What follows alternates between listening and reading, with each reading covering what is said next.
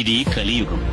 ఈ యుగంలో భార్యాభర్తలు విడిపోవడం, తండ్రి కొడుకులు ఒకళ్లనొకళ్ళు చంపుకోవడం, అరాచకాలు, దోపిడీలు ఇవన్నీ కలివైపరీత్యం. ఈ కలియుగం నాదే.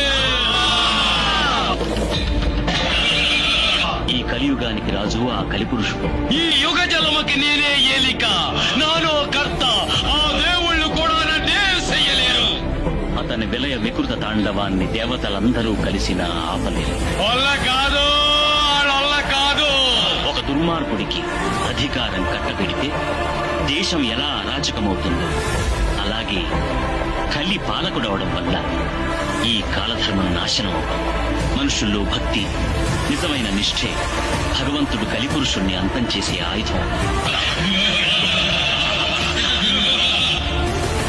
ఏ రోజైతే ఆ ఆయుధం భగవంతుడికి అందుతుందో ఆయన శ్వేతాశ్వాన్నెక్కి కాషాయ పతాకాన్ని చేతిలో పట్టుకుని అధర్మంతో మిగిలిపోయినటువంటి బలవంతులై రాజ్యాలాక్రమించినటువంటి వాళ్ళు, అధికారానికి తగినటువంటి అర్హతలు లేకపోయినా సింహాసనాల మీద కూర్చొని పరిపాలన చేసే ప్రభువులందరినీ దురుమాడతాడు.